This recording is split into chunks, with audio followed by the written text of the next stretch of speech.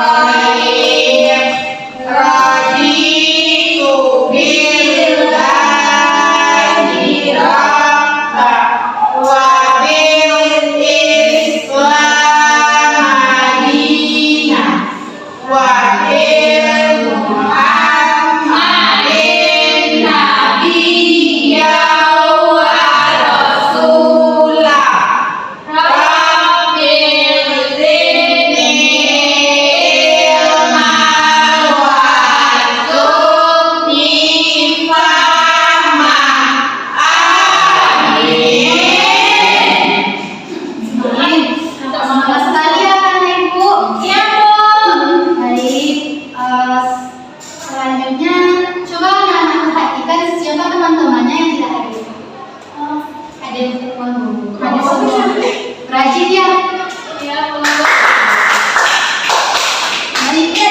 Sebelum kita memulai pelajaran kita, alangkah baiknya kita memperlihatkan sekitar kita. Adakah sampah? Nggak ada ini. Nggak boleh gitu ya. Itu sampah.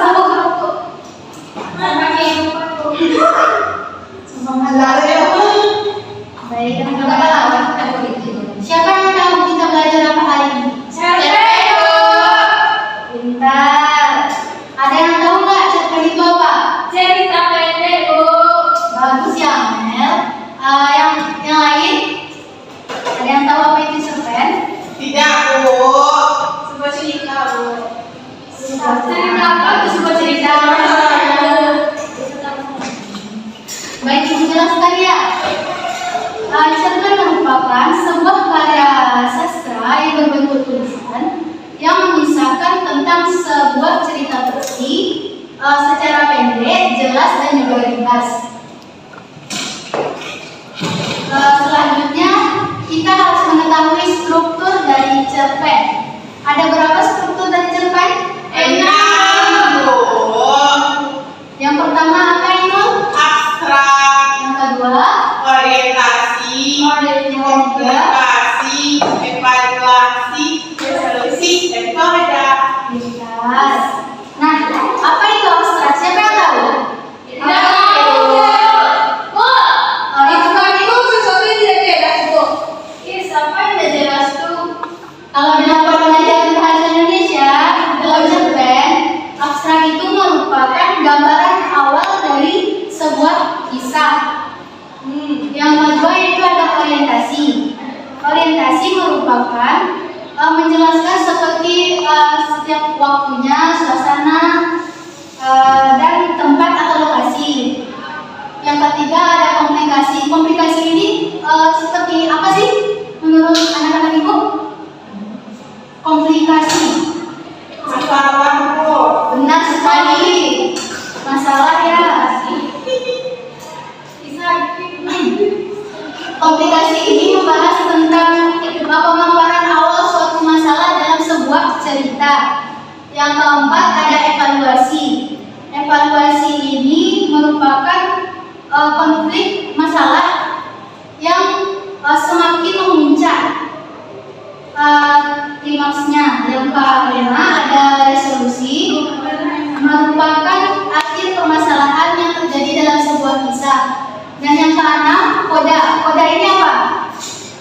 Tahu anak-anak Ibu? Tidak tahu. Berarti koda ini merupakan pesan moral dari sebuah cerita.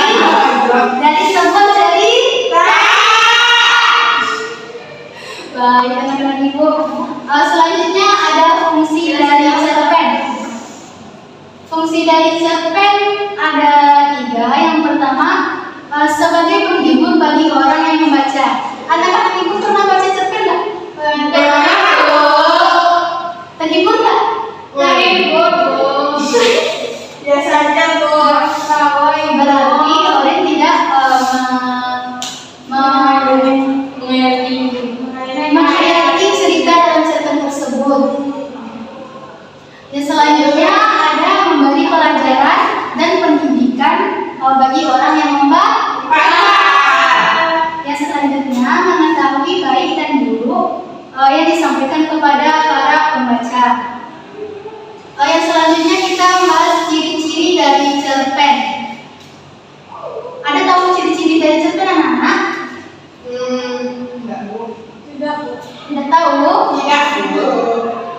Baik, Ibu jelaskan ya. Yang pertama, ciri-cirinya yaitu bersifat fiktif atau berupa karangan dari penulis. Yang kedua, cerpen memiliki susunan yang tidak lebih dari 10.000 kata. Yang ketiga, saat membaca cerpen biasanya diselesaikan dengan sekali duduk. Maksudnya yaitu kita membaca cerpen, membaca sebuah cerita, langsung tamat ceritanya, tidak dilanjutkan dengan hari-hari berikutnya seperti novel. Pendek ya Bu. Ya, benar. Yang keempat yaitu cerpen memiliki bentuk cerita yang sangat singkat. Yang kelima, cerpen memiliki diksi atau pemilihan kata yang tidak rumit sehingga mudah dipahami oleh pembaca. Yang keenam, cerpen hanya memiliki alur cerita tunggal atau satu jalan cerita. Yang ketujuh, kisah cerita yang pada cerpen biasanya berasal dari peristiwa dalam kehidupan sehari-hari. Yang ke-8, karakter tokoh pada cerita cerpen sangat sederhana. Yang ke-9, akhir bagian biasanya terdapat pesan moral. Pesan moral ini apa? Koda, Bu. Koda. Terdapat di koda ya, Inot? Iya, Bu. Selanjutnya kita membahas tentang jenis-jenis dari cerpen. Ada yang tahu berapa jenis dari cerpen? 3 Bu. Ya, bentar.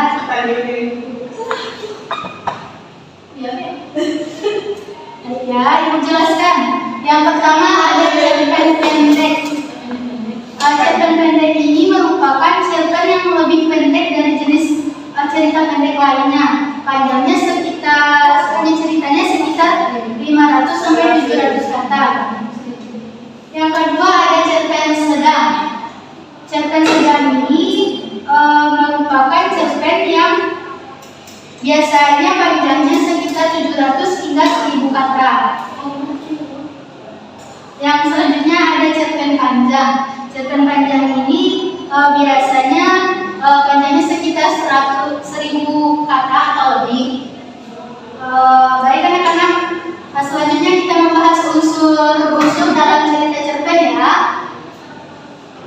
Yang pertama, unsur dalam cerita cerpen ini terbagi menjadi dua. Yang pertama unsur intrinsik dan juga unsur ekstrinsik. Orin coba baca unsur intrinsik dalam cerpen. Unsur intrinsik 1 tema, 2 alur, 3 setting, 4 tokoh, 5 watak, 6 sudut pandang, 7 amanat. Baik. Lain kali kalau membacanya harus secara tenang ya, tidak boleh terburu-buru. Selanjutnya unsur intrinsiknya coba baca ya. Ekstrinsiknya. Yang pertama latar belakang pengarang, yang kedua latar belakang masyarakat, yang ketiga biografi penulis, yang keempat aliran sastra, yang kelima kondisi psikologis. Baik, kita bahas satu-satu ya anak-anak. Yang pertama yaitu ada unsur intrinsik. Yang pertama yaitu ada tema. Tema ini biasanya apa? Membahas tentang apa? Topiknya Topik pembahasan Bu. Benar sekali. Tema ini menjadi unsur yang paling penting dalam sebuah cerita ya. Yang kedua ada alur atau plot, merupakan urutan peristiwa atau jalannya suatu cerita.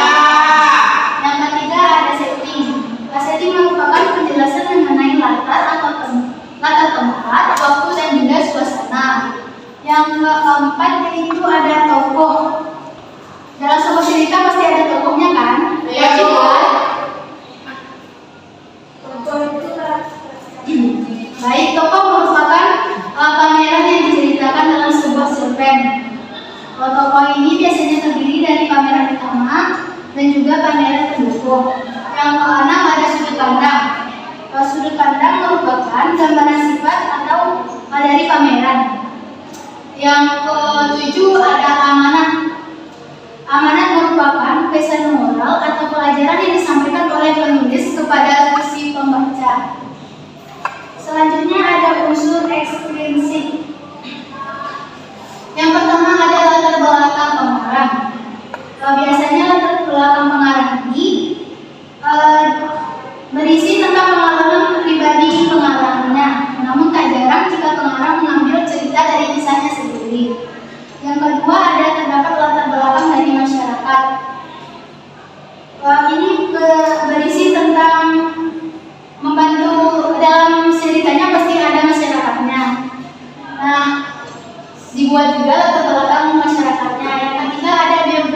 penulis. Biografi penulis ini seperti riwayat hidupnya, ada juga pengalaman secara menyeluruh dan lengkap dari pengarangnya. Yang keempat, ada aliran sastra yang mengerti gaya bahasa yang digunakan oleh penulis saat menyampaikan ceritanya. Yang terakhir ada kondisi psikologis. Kondisi psikologis ini berupa keadaan senang, sedih, suka, dan tergantung mood pada penulisnya. Baik anak-anak ibu ingin anak-anak ibu bisa membaca sebuah cerpen.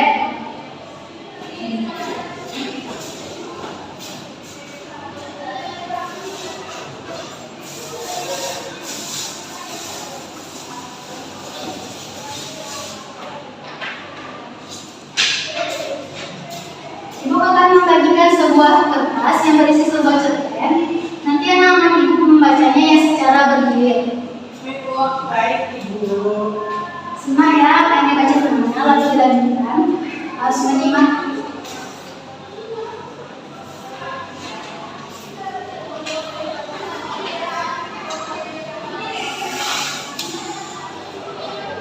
Baik, yang membaca pertama silakan Ibu Ainun. Baca Ainun. Olive dan serigala. Pada suatu hari, terdapat seorang ibu dan anak lelakinya yang nakal bernama Olive. Sang ibu sangat menyayangi anaknya, sehingga pada suatu ketika sang ibu membeli bahan-bahan masakan ke pasar. Sebelum ibu pergi ke pasar, sang ibu telah memberi peringatan pada anaknya, yaitu sang ibu melarang Olive untuk keluar meski dalam keadaan apapun. Ibu menyuruh Olive agar tetap berada di dalam rumah. Karena penasaran dengan larangan ibunya yang tidak beralasan, Olive pun membangkang. Ia tetap keluar rumah dan langsung pergi bermain dengan teman-temannya di dekat kolam yang ada di sebelah rumah neneknya. Olive biasa mengunjungi kolam tersebut untuk bermain. Dilanjutkan oleh Orin.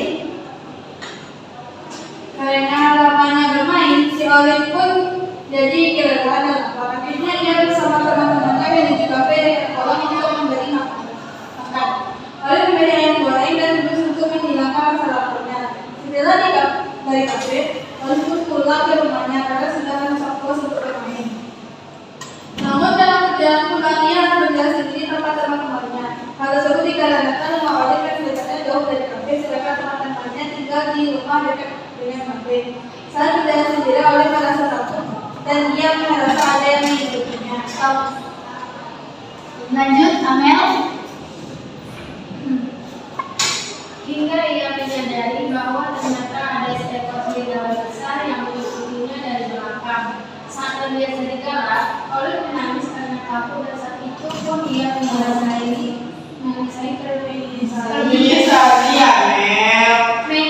perbuatannya yang tidak mematuhi ibunya. Tetapi Olive tidak sedih kehabisan akal. Ia langsung saja berbalik sembari menarik nafasnya agar terlihat seolah ia telah mati. Saat berlari, serigala mendekati dan menyentuh padanya. Karena tidak sedang bernafas, akhirnya serigala menyangka ia telah mati. Kemudian serigala berbalik ke arah dan mencari mangsa yang lain. Mengetahui serigala ada telah pergi, akhirnya Olive langsung lari kembali ke rumah. Ternyata sampai di rumah, dia menemukan ibunya. Dia belum pulang dari pasar. Lanjut ya.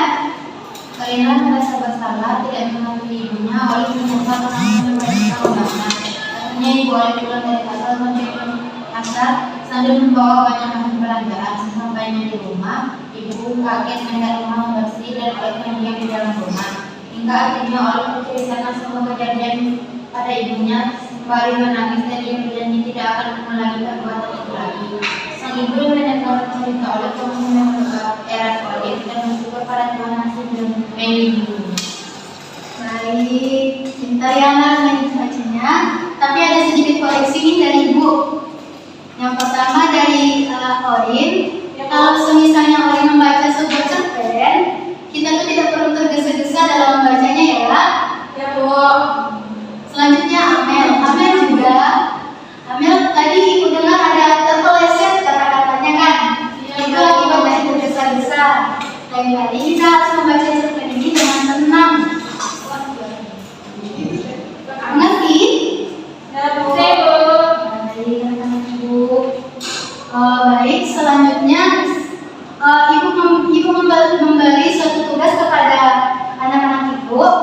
yaitu membaca sebuah cerpen. Kemudian akan Ibu tanya ke besoknya mengenai cerpen anak-anak yang telah anak baca tersebut. Bisa? Bisa, Bu. Oke. Sekian pembelajaran kita hari ini. Sebelumnya kita bersyukur dulu. Amin. Untuk mengakhiri pembelajaran kita hari ini, marilah kita bersyukur. Alhamdulillahirabbil alamin. Assalamualaikum warahmatullahi wabarakatuh. Waalaikumsalam warahmatullahi wabarakatuh. Pulangnya hati-hati anak-anak. Iya, Lagi di jalan harus berjalan sesuai dengan jalurnya. Baik, Pulang pulang. Bu.